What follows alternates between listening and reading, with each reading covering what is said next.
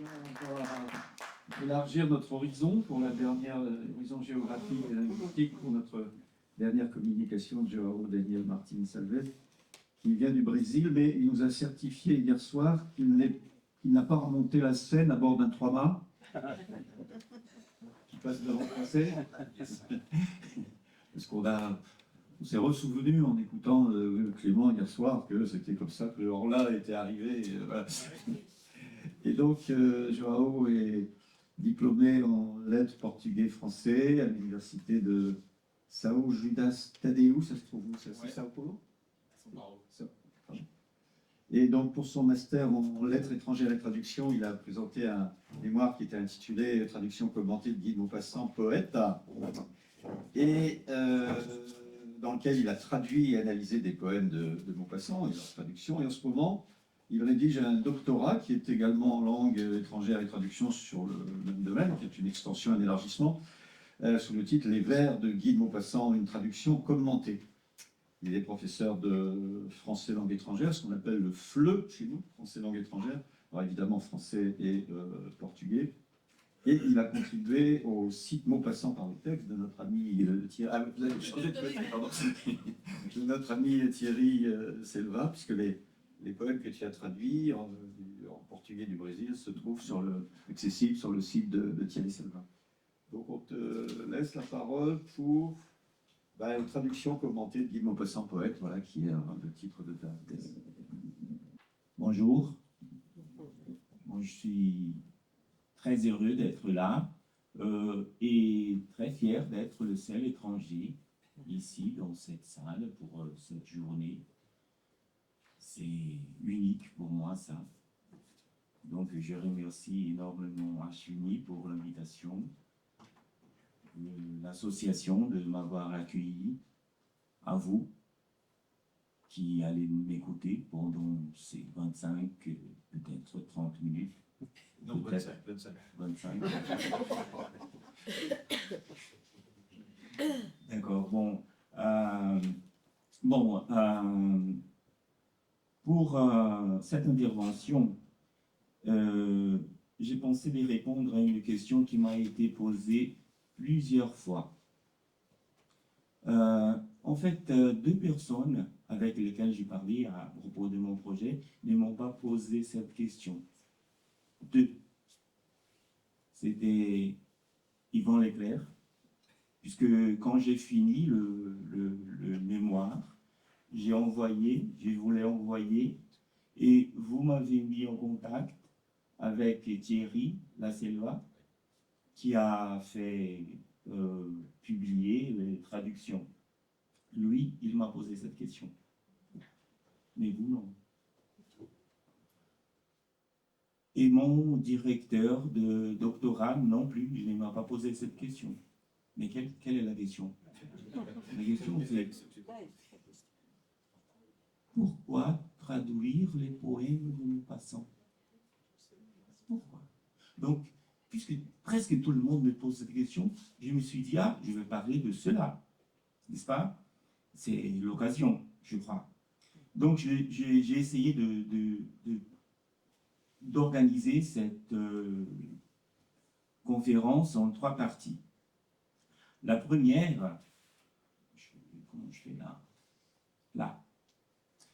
Pourquoi traduire la poésie de Maupassant? La deuxième, Maupassant, un nouvelliste renommé, un poète méconnu. Et la troisième, le projet proprement dit de traduction de deux vers. Oui. Évidemment, c'est un peu bête, mais il y aura tout un aspect de témoignage. C'est mon expérience, donc je vais parler beaucoup des coulisses, comment cela s'est fait parallèlement au travail de recherche. Oui, les épisodes auxquels j'ai fait face. Donc, en parlant de, pourquoi avez-vous décidé de traduire la poésie de Maupassant? Voilà. La réponse comprend un aspect tout personnel de ma formation académique et professionnelle. Depuis ma licence en lettres, où j'ai pris contact avec les textes de Maupassant, Je suis devenu lecteur et admirateur de son art. Évidemment, je lisais les contes, les nouvelles.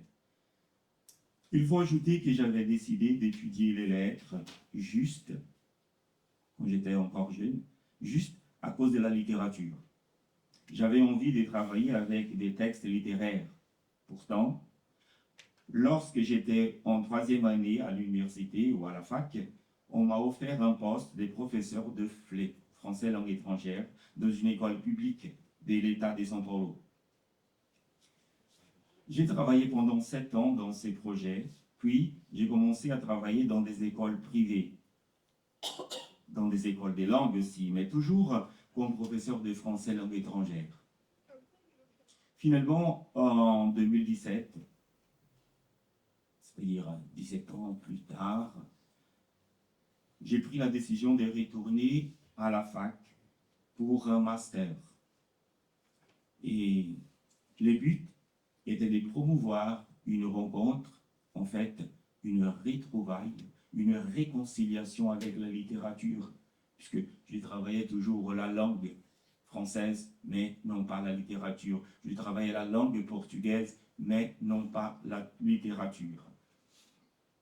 Et un ami m'a conseillé de chercher le département de lettres étrangères de l'Université de São Paulo.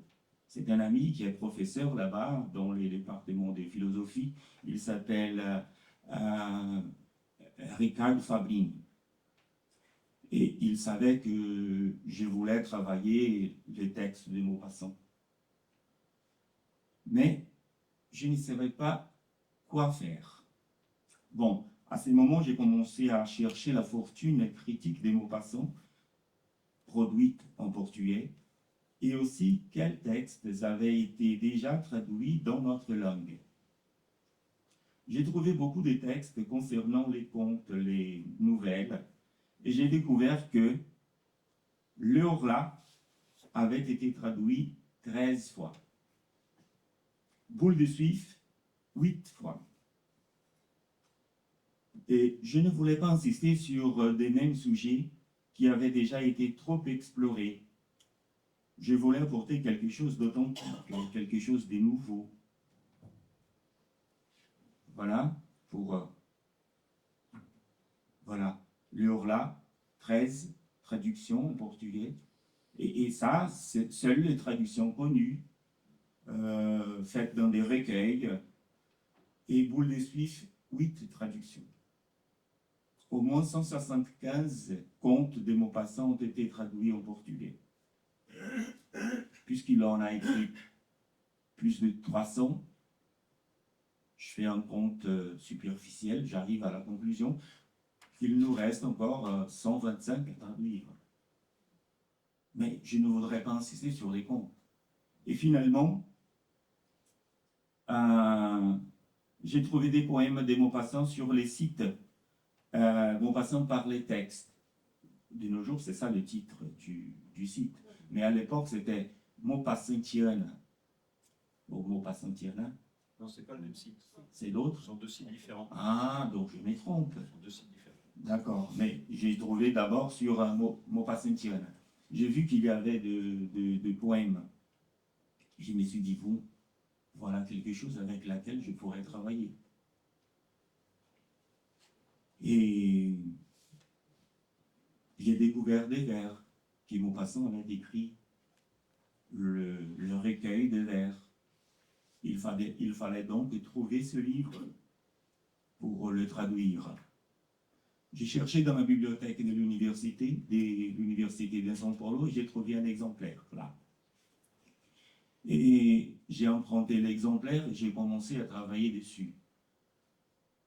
J'ai renouvelé plusieurs fois l'emprunt, mais je ne pouvais pas. Pardon. Il fallait toujours le rendre à la bibliothèque. Et je ne pouvais non plus prendre des notes dessus. Je me suis dit, il faut que j'aie mon exemplaire. Et les photocopies, non, c'était pas possible. Je suis arrivé à scanner, mais ce n'est pas la même chose. C'est pas la même chose. Et donc, finalement, je passe donc à la deuxième partie de mes raisonnements, dans lesquels je mets une réflexion à propos de cette dichotomie. Maupassant, un nouvelliste renommé, un poète méconnu, en parlant de l'expérience de la quête de ce livre. Tout d'abord, j'ai cherché le livre au Brésil, je ne l'ai pas trouvé. Enfin, quand je suis venu en France en 2018, je suis venu pour un voyage de vacances en famille, et j'ai commencé à chercher dans les librairies, chez les bouquinistes, et toujours que je demandais le livre des vers, de Maupassant, on me répondait avec une question. Maupassant a écrit des poèmes. Voilà. Je me disais, oui, il a écrit des poèmes. Donc là, je défendais, non, il a écrit un poème, il a fait juste un recueil en 1880, il a publié, etc. Ah bon, je ne savais pas. Bon, enfin, je n'avais pas le livre. Finalement, je suis arrivé chez Fnac et on m'a dit, nous n'avons pas ce livre, mais nous pouvons le faire imprimer dans 3 jours. Je leur ai dit, s'il vous plaît, faites-le. 3 jours plus tard, j'avais l'exemplaire dans mes mains. Le voilà. Et donc, vous voyez, il m'a été très utile dès lors. Puis, j'ai commencé à chercher donc la fortune critique de Maupassant, surtout soit en portugais, soit en français. Et j'ai découvert qu'il y avait un autre livre assez important pour la réalisation de mon travail. Et c'était le livre organisé par Emmanuel Vincent. Et je l'ai cherché sur Internet. Rien. Il était, comment ça s'est dit? Épuisé, c'est le mot. Je suis arrivé même à écrire un mail à l'université, à la presse de Rouen et de Havre, en demandant ce livre. On m'a dit, bon, il est épuisé. Cet exemplaire est épuisé, mais vous pouvez le trouver sur ligne.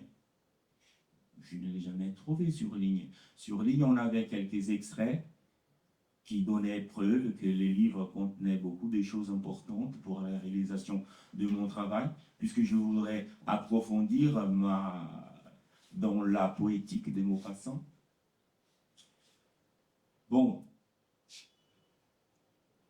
juste en 2020, 2 ans plus tard, j'ai trouvé le livre.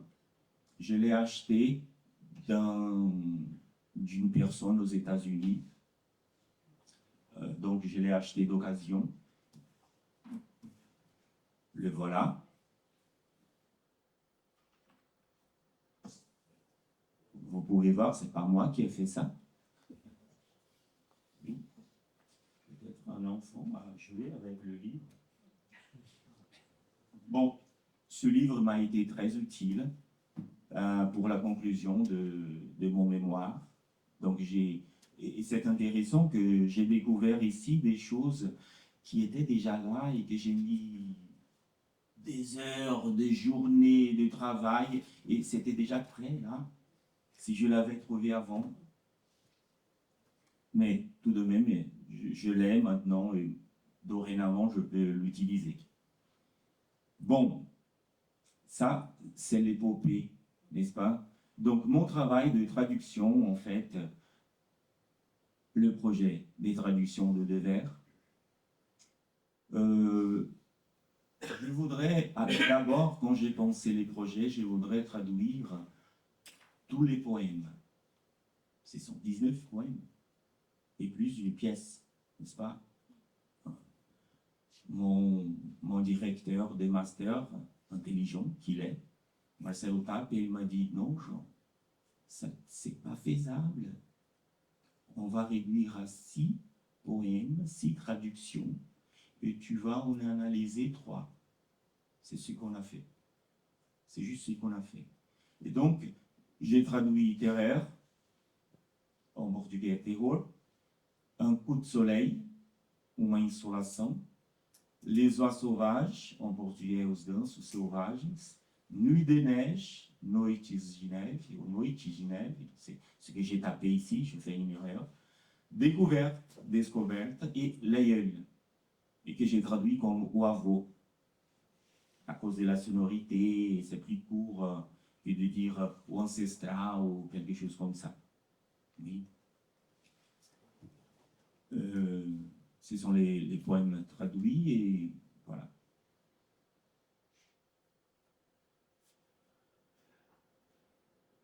Ce sont les poèmes analysés. Terreur, un coup de soleil et les oies sauvages. J'ai choisi ces poèmes. D'abord, j'avais envie de travailler des poèmes qui disaient des choses différentes.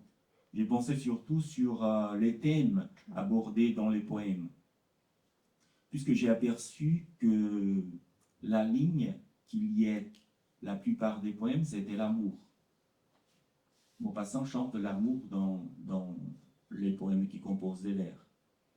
Mais évidemment, ce n'est pas l'amour idéalisé, l'amour romantique, c'est plutôt un amour réel, charnel, comme on a déjà dit le long de cette journée. Et Maupassant, il dit quelque chose comme ce qu'il veut chanter, ce sont les pétales des roses et non pas le parfum. Donc il veut chanter la femme réelle. C'est vrai qu'il ne veut pas reproduire ce qui est réel, mais ce qui est vraisemblable. Et donc,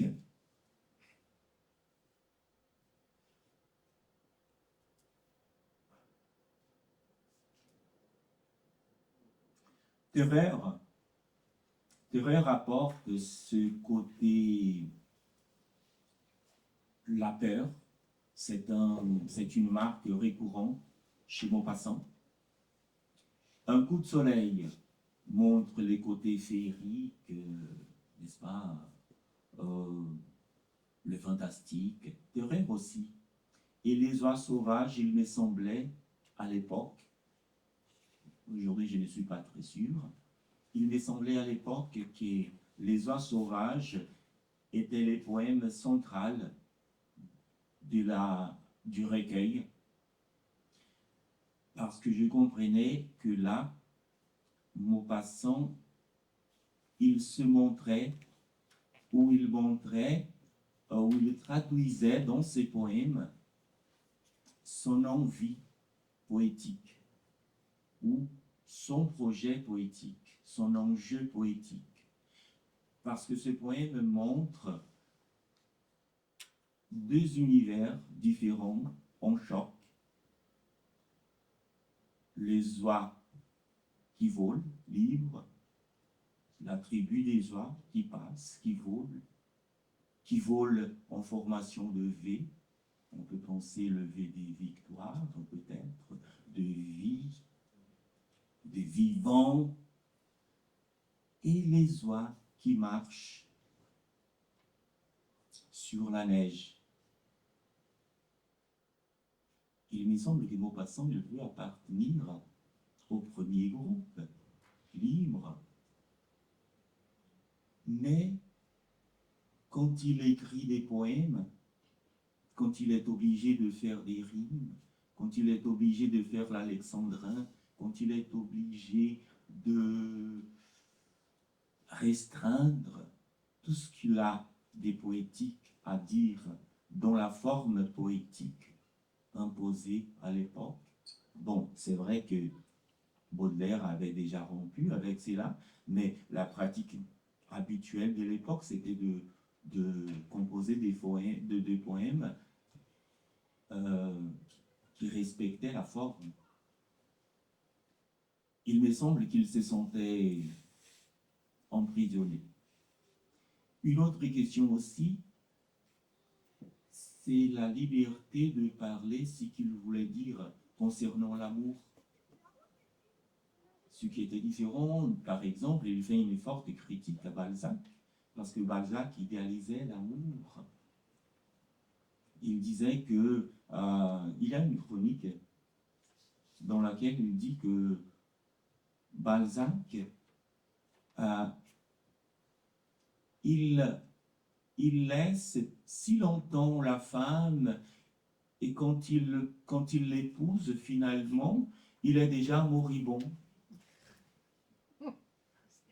Donc, ce que Maupassant défend, c'est l'amour charnel, la passion, et c'est vrai qu'il approche trop cela avec une approche, disons, naturaliste, dans le sens du naturalisme, donc courant littéraire. Ça y est, je ne vais pas vous occuper très longtemps. Voilà, j'ai pensé aussi, il faut que je dise des choses importantes. Pardon.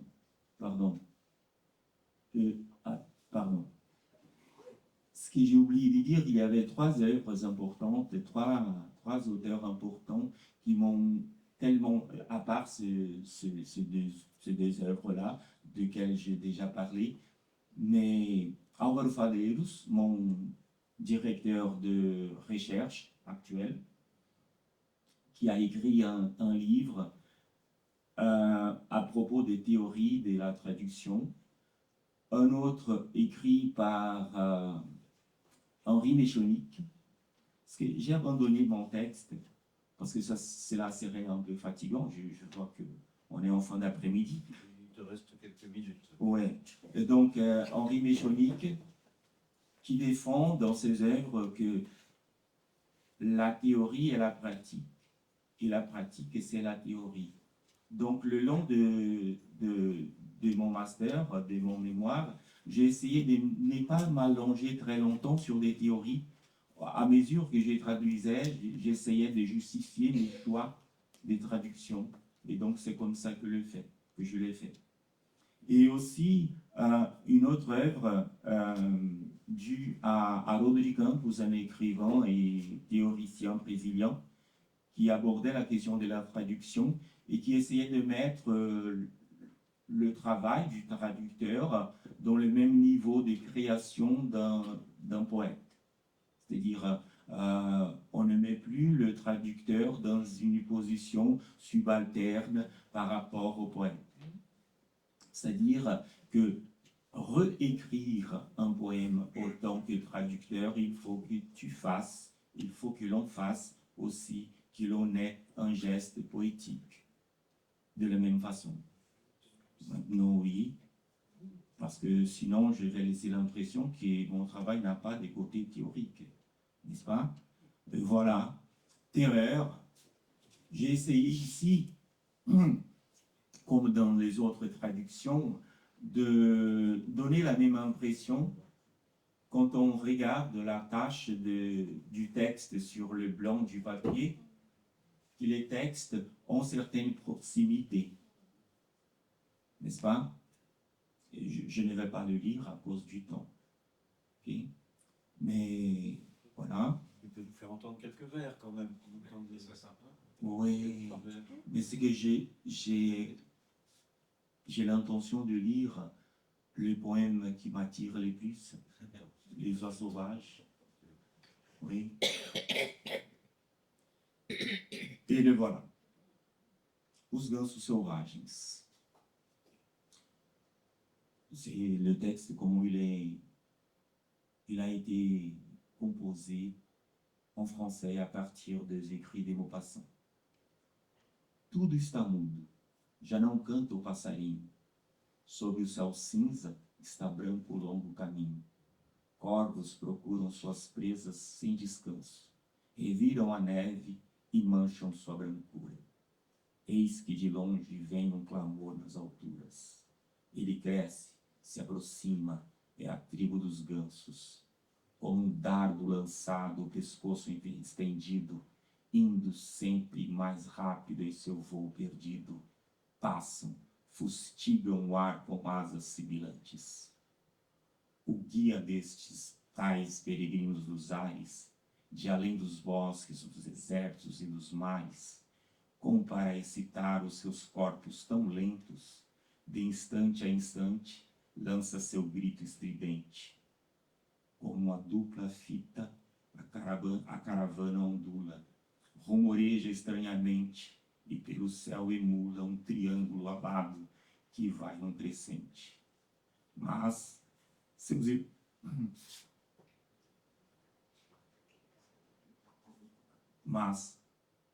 seus irmãos cativos na terra espalhados, dormentes de frio, caminham gravemente, pelo assobio de uma criança guiados, qual pesados barcos balançados lentamente. Eles ouvem o grito da tribo em compasso, eles erguem a cabeça e, olhando fugir os livres viajantes através do espaço, de repente, eles se aprumam para partir, agitam em vão suas asas impotentes, e eretos sobre os pés, sentem confusamente a este chamado, levantarem-se crescentes, a liberdade em seu coração dormente, a febre do espaço e das mornas viagens. Sobre a neve do campo, eles correm espantados, lançando pelo céu gritos desesperados, respondem longamente a seus irmãos selvagens. Bon, ici, j'ai essayé, comme dans les autres poèmes, de respecter la même séquence de rimes, le même nombre des syllabes poétiques dans les vers, et la même quantité des strophes et la même quantité de vers, pour non pas écrire le même texte, mais quelque chose de proche, correspondant au texte de départ, au texte original de Maupassant. Et voilà là quelques références biographiques. Merci beaucoup.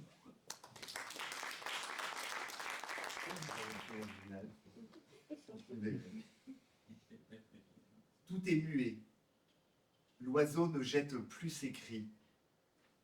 La morne plaine est blanche au loin sous le ciel gris. Seuls les grands corbeaux noirs qui vont cherchant leur proie fouillent du bec la neige et tachent sa pâleur. Voilà qu'à l'horizon s'élève une clameur. Elle approche, elle vient, c'est la tribu des oies. Ainsi qu'un trait lancé, tout le cou tendu, allant toujours plus vite en leur vol éperdu, passent fouettant le vent de leur aile sifflante. Le guide qui conduit ces pèlerins déserts, de là les océans, les bois et les déserts, comme pour exciter leur allure trop lente, de moment en moment jette son cri perçant. Comme un double ruban, la caravane ondoie, bruite étrangement et par le ciel déploie son grand triangle ailé qui va s'élargissant. Et leurs frères captifs répandus dans la plaine, engourdis par le froid, cheminent gravement. Un enfant en haillons, en sifflant, les promène comme de lourds vaisseaux balancés lentement. Ils entendent le cri de la tribu qui passe. Ils érigent leur tête et, regardant s'enfuir les libres voyageurs au travers de l'espace, les captifs tout à coup lèvent pour partir. Ils agitent en vain leurs ailes impuissantes et, dressés sur leurs pieds, sentent confusément à cet appel errant se lever grandissante la liberté première au fond du cœur dormant, la fièvre de l'espace et des tièdes rivages. Dans les champs pleins de neige, ils courent effarés, et jetant par le ciel des cris désespérés, ils répondent longtemps à leurs frères sauvages.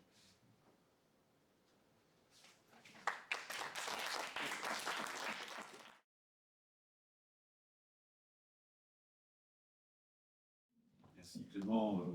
La traduction semble parfaite, hein, la traduction du portugais, la question d'entendre du mot passant dans la version originale.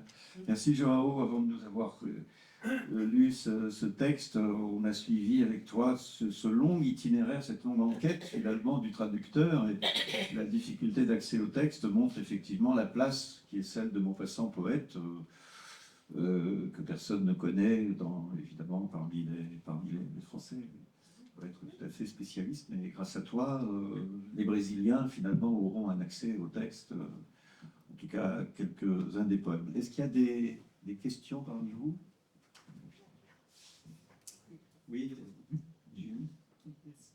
Oui, merci beaucoup. C'était très intéressant de voir, enfin, d'entendre le texte avec le texte portugais derrière, parce que il y a vraiment un respect là de la ponctuation de ce que j'ai vu, enfin, dans le rythme de la phrase, et je me demandais en fait à quel point la construction là de cette traduction, ça correspond à ce qui se fait dans le portugais. Alors, je ne sais pas si ma question est claire, parce que selon les langues, en fait, la construction de la phrase, elle ne va pas être identique. Donc, par exemple, moi, je travaille avec le français et le tamoul, et je sais que c'est pas possible parce que, notamment dans le tamoul, on n'a pas tellement de relative, tandis que dans le français, on va beaucoup l'utiliser.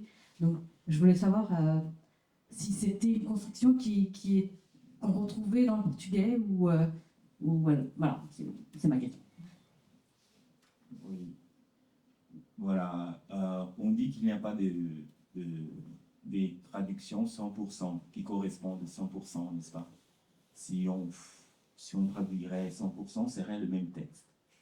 Donc, mais il me semble aussi que la proximité entre le français et le portugais possibilite certaines solutions de traduction assez satisfaisantes. Mais évidemment, il y a eu des pertes. Il y a toujours des choses qu'on essaye de trouver des correspondants, mais il n'y en a pas. Par exemple, c'est le cas de penser la rime masculine et féminine, puisque le E marque le féminin en français. Et Maupassant, il joue avec cela, la rime féminine et masculine. En portugais, cela n'existe pas, parce que le normal, l'ordinaire du portugais, c'est d'avoir des mots par oxytone, la plupart, et non pas oxytone comme en français. Et donc... C'est-à-dire, tu peux nous expliquer ce que tu comprends. C'est-à-dire accentuer sur l'avant-dernière syllabe? Oui, c'est l'avant-dernière syllabe en général. Oui. Mais évidemment, on a des mots qui ont la dernière syllabe comme la plus forte. Mais la fréquence en français, voilà. En français, quand on a un accent sur un nez, par exemple, cela n'indique pas forcément que cette syllabe est la plus forte du mot. En portugais, oui. Si on a un accent sur une lettre, cela indique que la lettre, cette voyelle, dans laquelle cette voyelle accentuée est la syllabe la plus forte du mot. Oui. Donc, les mots qui ont l'avant-dernière syllabe comme la syllabe plus forte, on n'a pas besoin d'accentuer. Parce qu'on comprend que ça, c'est le normal du portugais. S'il arrive d'avoir la dernière syllabe comme la plus forte, on met un accent. Si on a l'avant-dernière syllabe comme la plus forte, on met un accent aussi. Là. Oui. Donc là, on a cette différence, évidemment. Concernant la traduction des poèmes des Maupassant, puisqu'il travaille avec des alexandrins qui comptent 2 hémistiches de 6 syllabes poétiques. Et j'ai compris que ce que Maupassant dit est plus important que la forme qu'il utilise pour exprimer ce qu'il veut dire. J'ai presque abandonné cette idée de hémistiche. j'ai travaillé toujours avec 2 syllabes de 12 vers. Moi, j'ai dit dans 12 syllabes. 12 syllabes, oui, 12 syllabes, pardon. 12 syllabes. C'est ça ce que je fais. Concernant le vocabulaire, il y a quelques mots que j'ai dû penser, des mots proches, des traductions, de synonymes, ou peut-être parfois j'ai changé la place du mot pour qu'il y ait la même séquence de rimes surtout. Oui, donc, mais oui, c'est un gros défi. Je ne sais pas si j'ai répondu à la Oui, question. merci. Oui. Ouais, justement, je me demandais pourquoi tu n'avais traduit que 6 poèmes, et je comprends maintenant. Parce que c'est pas une traduction. C'est une recréation C'est ça l'idée. en portugais. Il y a une dernière question. Oui, je voulais vous poser une question sur l'intelligence artificielle. Est-ce que vous n'avez pas à craindre justement l'intelligence artificielle? Merci. J'entendais récemment Luc Ferry, qui avait un passé de traducteur, disant que il était étonné de voir les traductions faites par l'intelligence artificielle. Je veux savoir si ce n'était pas extrêmement préoccupant pour vous. Terrifiant. Eh ben, tant mieux. Tant mieux. C'est terrifiant. Oui, tout à fait. Moi, je n'ai jamais utilisé l'intelligence artificielle parce que je crois que faire de la poésie, c'est quelque chose de propre de l'humain. N'est-ce pas? Si l'on délègue cela, qu'est-ce qui sera de nous? Donc, je vois avec beaucoup de préoccupations ces tendances-là. Autant l'intelligence artificielle ne peut pas faire ça, c'est-à-dire que l'intelligence artificielle peut faire une traduction littérale, mais elle ne peut pas faire une recréation. Ou alors, parce que tu t'imposes des contraintes, Oui. est-ce qu'on peut demander à l'intelligence artificielle de s'imposer des contraintes de longueur de vers, de rythme Elle peut tout faire. Tout à fait. Oui, c'est ça, c'est possible. Et en même temps, en respectant le sens. Tout à fait. Récemment, quelqu'un me racontait qu'avec quelques mots, l'intelligence artificielle avait fait un superbe poème. Avec juste Oui. Juste quelques mots. Oui, mais là, c'est- Donnés. Mais je ne sais pas en ce qui concerne la récréation poétique, parce que quand on parle de récréation poétique, ce n'est pas seulement de traduire mot à mot. Ce que la machine fait, il me semble, c'est proche de cela. Par exemple, dans le poème, ce que je l'ai ici, là, un coup de soleil. C'était au mois de juin. Tout paraissait en fête. Moi, j'ai traduit Era verão.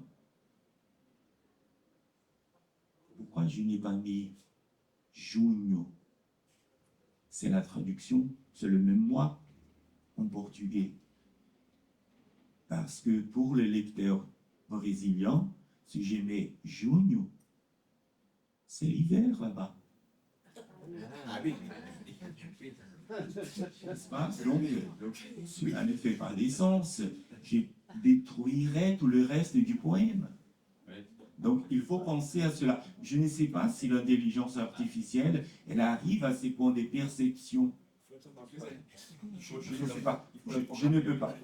Vraiment, je ne le sais pas parce que je n'ai jamais utilisé. Mais j'ai des collègues qui utilisent et qui disent non, les résultats sont fantastiques. Mais je ne dirais pas fantastique, je dirais terrifiant. Oui. C'est vrai, tu as traduit 6 poèmes, il en reste combien? Donc, une centaine? Il en reste 13. 13. 13. De 13, parce que tu parlais de... Ah, oui. Simplement des vers, du recueil des vers. c'est ça? Des vers, juste les recueils des vers. Pas la totalité des poèmes de Poisson, Oui. simplement. Oui. Le but à la fin, c'est de faire, de traduire les poèmes qui restent, et à la fin du doctorat, publier le livre. Donc, et on te réinvite, partager avec les Brésiliens la poésie des Maupassant. on te réinvite à ce moment-là. Oui. En fait, il y a une question, Maupassant, il est très apprécié au Brésil comme nouvelliste. Et j'ai parlé tout à l'heure à des collègues qu'il y a un chanteur, un compositeur brésilien de nom Chico Buarque, qui a composé une musique qui s'appelle Geni e o Zeppelin, qui est, disons, une traduction, une adaptation de la nouvelle Boule de Suif. C'est la même histoire à peu près, dans un autre contexte, dans une autre ambiance, mais c'est à peu près la même chose. Et beaucoup d'autres. Beaucoup d'autres. Mais il reste encore méconnu comme poète.